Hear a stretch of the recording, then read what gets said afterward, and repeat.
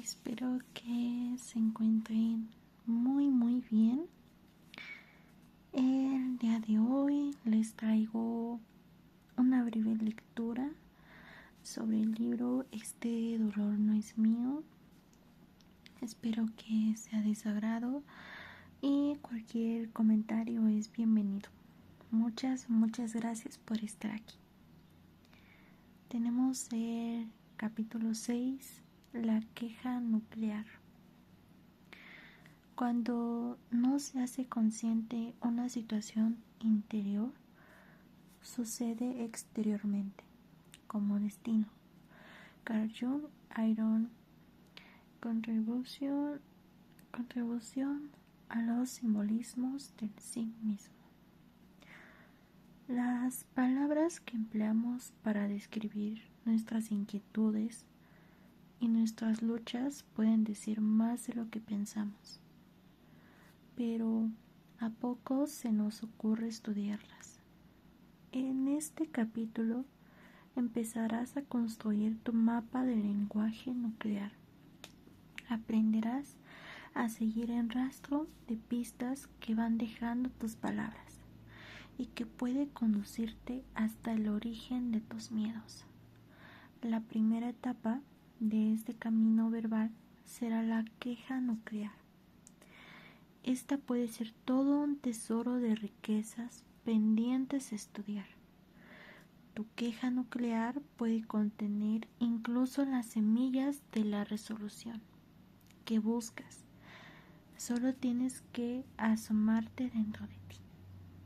Para oír la queja nuclear en nuestro lenguaje cotidiano, buscamos en el tejido de las palabras que pronunciamos el hilo de emoción más profunda.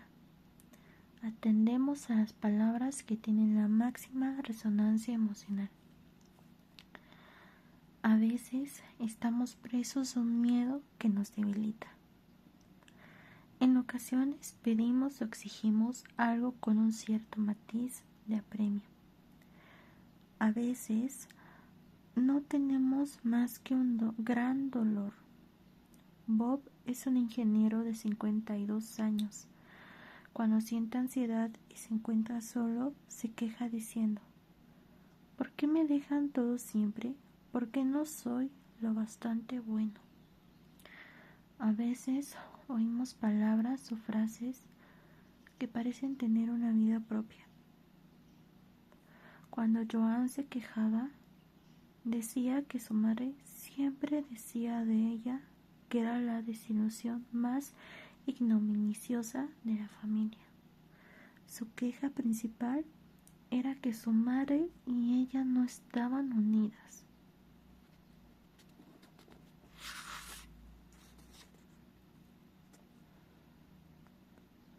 El distanciamiento y las palabras duras que se habían producido entre las dos le habían provocado mucho dolor y sensación de vacío. Cuando Joan fue retirando las capas de dolor generacional, comprendió que la familia ha sido considerada la desilusión ignominiosa de la familia. No había sido ella, sino su abuela. La historia era la siguiente. La abuela de Yvonne vivía en un pueblecito de Irlanda y a los 15 años se había enamorado de un hombre casado. Se quedó embarazada y el hombre no se había querido hacer responsable. A la abuela de Joan le habían expulsado de su casa y había vivido en la deshonra durante el resto de su vida, limpiando casas y criando a su única hija como madre soltera. No se había casado nunca y no había superado jamás la impresión de que había deshonrado a la familia al tener un hijo legítimo. Aunque la abuela no había pronunciado nunca las palabras desilusión ignominiosa, esas habían resonado en las tres mujeres. La abuela había vivido estas palabras cuando fue expulsada del seno de la familia. Su hija las había vivido cuando sentía que había destrozado la vida de su mamá al nacer como hija de soltera. 2 generaciones más tarde, la nieta compartía estas emociones, sintiendo que era una desilusión para su madre. Cuando la nieta exploró las palabras desilusión, ignominiosa, que formaban parte de su queja nuclear, encontró la tranquilidad y la comprensión. Empezó a darse cuenta que aunque su madre le decía aquellas palabras, la invectiva no iba dirigida personalmente a ella. Ahora, cuando oía aquellas palabras, le evocaban sentimientos de amor y la solidaridad hacia su mamá y su abuela, y hacia la vida difícil que debieron vivir las dos en Irlanda. Cuando analizamos la queja nuclear, no solo entendemos a nuestro lenguaje hablado, sino observamos también nuestro lenguaje somático, es decir, el de nuestro cuerpo físico. También prestamos una atención especial a los síntomas y a las conductas que destacan por poco corrientes o ser muy personales en el ejemplo que presentamos a continuación. Carson, bombero de 26 años de edad, expresaba su miedo de manera tanto física como verbal. Cuando Carson tenía 24 años, rozó en el coche un guardarrín y estuvo a punto de despeñarse por un barranco. Recuperó el control del vehículo al instante y llegó sano y salvo a su destino, pero había perdido la sensación de control sobre su vida. A partir de entonces, Carson había tenido ataques de pánico a diario. Además, las sensaciones de temblor y de mareo, tenía la impresión clara de que si se moría, su vida no habría valido nada. Las palabras concretas de su queja nuclear eran las siguientes: si me muero, no dejaré ningún legado. Nadie se acordará de mí. Habré desaparecido del todo, como si no hubiera existido. No tendrán un buen recuerdo de mí. Lo raro de estas lamentaciones de Carson era que las dijera un hombre de 26 años de edad. Carson apenas había empezado a vivir y ya se estaba lamentando de las penas de toda una vida. Estaba claro que allí había algún desajuste. Cuando examinamos las palabras de una queja nuclear, confiamos implícitamente en ellas, pero no siempre confiamos en el contexto. Esas palabras en general suelen ser verdaderas para alguien que no necesariamente es el mismo que las pronuncia. Para descubrir quién es ese alguien, tenemos que asomarnos tras el telón para atisbar nuestra historia familiar. En el caso de Carson, ese alguien que faltaba era su papá.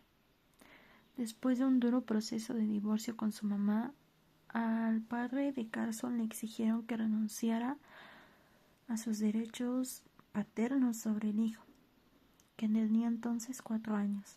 Tras una larga batalla legal por la custodia, el papá de Carson tuvo que acceder por fin. Carson no volvió a verlo nunca jamás. La mamá de Carson no solo hablaba mal de su papá, sino que el niño fue adoptado por el nuevo marido de la madre y tomó su apellido. Repasemos de nuevo el lenguaje nuclear de la queja de Carson. No dejaré ningún legado. Nadie se acordará de mí. Habré desaparecido del todo como si no hubiera existido. No tendrán un buen recuerdo de mí.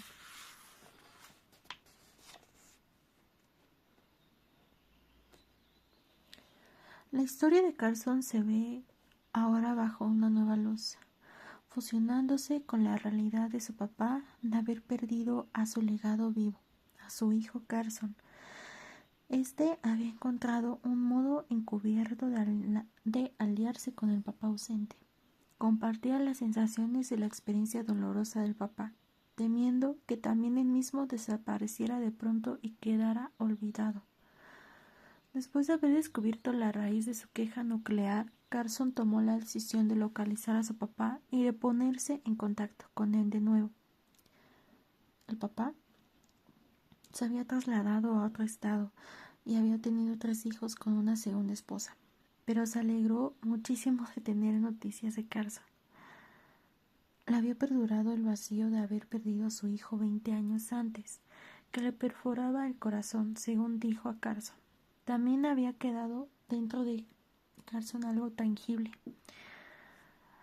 aunque sumergido muy hondo, su amor por su papá. Según se dice, la historia la escriben los vencedores, la cuentan los que han vivido todo para conocerla. Muy por parcial o tendencioso que sea un relato, muchos no nos paramos a pensar casi nunca cómo sería ese relato si fuera la otra parte quien lo contara. En el caso de Carson, la vencedora había sido la mamá de este, y el perdedor había sido el padre, dado que no pudo estar ahí para criar a su hijo. Ambos papás se habían disputado la custodia del hijo, pero el padre de Carson había perdido, por motivos que no conocemos. Carson comprendió que había pasado años oyendo contar a su mamá historias negativas sobre su papá, y que aquello le había velado los primeros recuerdos que guardaba de él. Durante los meses siguientes, Carson y su papá crearon nuevos recuerdos e hicieron juntos varias excursiones para acampar, pescar y en las mismas montañas donde solían ir cuando Carson era pequeño. A lo largo de ese tiempo, a Carson le desaparecieron por completo los ataques de pánico. Padre e hijo habían empezado a forjar juntos un legado nuevo y tangible. Ha llegado el momento de que hagas el primer ejercicio escrito. Toma un bolígrafo y un papel o cuaderno y pues vamos a empezar. Aquí la propuesta del autor es hacer un pequeño ejercicio escrito, cual vamos a brincar. Entonces,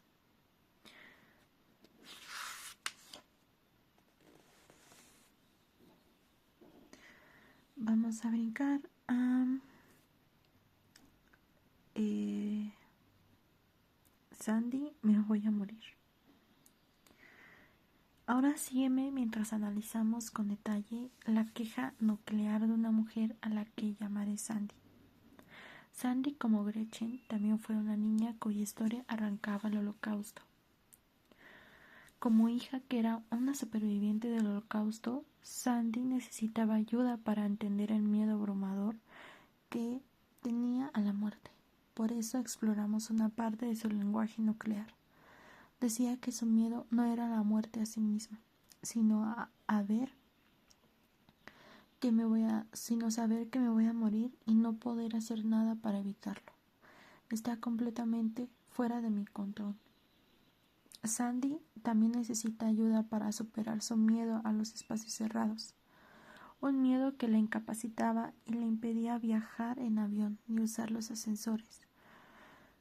Cuando se cerraba la puerta del ascensor o cuando se llenaba de viajeros el avión, siempre que había una multitud entre la salida y yo, la dominaba un pánico agudo. Su queja nuclear lo decía todo. No puedo respirar, no puedo salir, me voy a morir. Sandy tenía 19 años cuando le había comenzado la claustrofobia y las sensaciones de no poder respirar. Su papá también había tenido 19 años cuando habían matado a su papá, a su mamá y a su hermana menor en las cámaras de gas de Auschwitz. Los síntomas de Sandy se habían agravado tras la muerte de su papá, 10 años atrás, aunque a mí me parecía evidente la relación. No en vano he trabajado con muchos descendientes de víctimas y supervivientes del Holocausto. Sandy no la había asociado nunca. Llevaba encima el terror atroz de sus abuelos y de su tía. Quizá llevaba encima también incluso los sentimientos de culpa y de su padre por haber sido el único superviviente de la familia. Recordemos el lenguaje nuclear de Sandy: saber que me voy a morir y no poder hacer nada para evitarlo. Está completamente fuera de mi control. Está claro que sus abuelos y su tía habrían sentido aquellos mismos cuando vivían en el campo de exterminio o cuando los conducían a la cámara de gas.